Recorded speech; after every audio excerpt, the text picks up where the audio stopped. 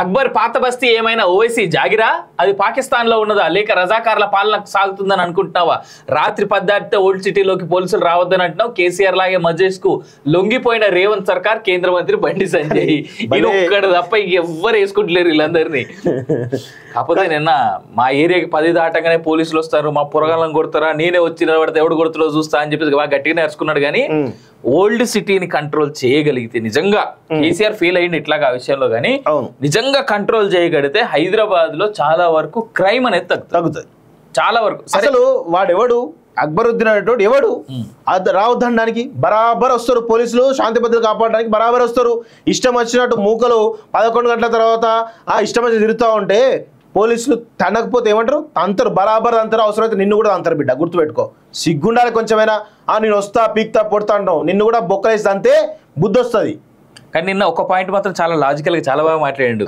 మా ఏరియాలో కొత్త పోలీస్ స్టేషన్ కడుతున్నారు, నన్నే 10 లక్షలు లంచం అడిగిర్రు అని చెప్పేసి. అంటే రేవంత్ రెడ్డి ఎంతలా, రేవంత్ రెడ్డే కాదు నాకు తెలిసి ఇది గత 10 ఏళ్ల నుంచి వస్తున్న ఆనవాయితీ ఏమో పోలీస్ స్టేషన్లకు పోతున్నటువంటి తాయిలాలు లేదా అడ్డ మీద ఉండేటువంటి ప్రతి ఒక్కరి దగ్గర నుంచి పోలీసు వాళ్ళు వసూలు చేస్తున్నటువంటి దందాలు. సో దీన్ని అక్బర్ నిజంగా నిన్న ఈ విషయంలో మాత్రం మెచ్చుకుందాం. ఆయన రేజ్ చేసిండు. మరి దీనికి రేవంత్ దగ్గర సమాధానం ఏమైనా ఉందా? ఆ విషయం మీద మాత్రం ఎవ్వరు చర్చ పెట్టలే.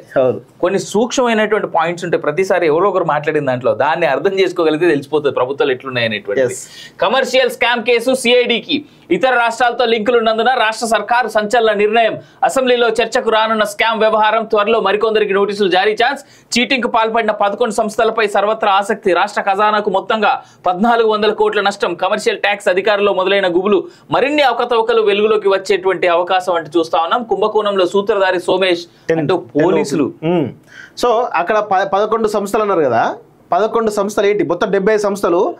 70 సంస్థలు ఆ 11 సంస్థలు ఏంటివి, వాటి పేర్లు ఏంటి బయటకు వస్తే అప్పుడు విషయం బయటకు వస్తుంది. ఎందుకంటే దానిలో సోమేష్ కుమార్ ఉన్నాడా, దాని వెనకాల కేసీఆర్ ఉన్నాడా, కేటీఆర్ ఉన్నాడా అనేటువంటి విషయాలు కూడా తెలిసేటువంటి అవకాశం అయితే బలంగా ఉంది.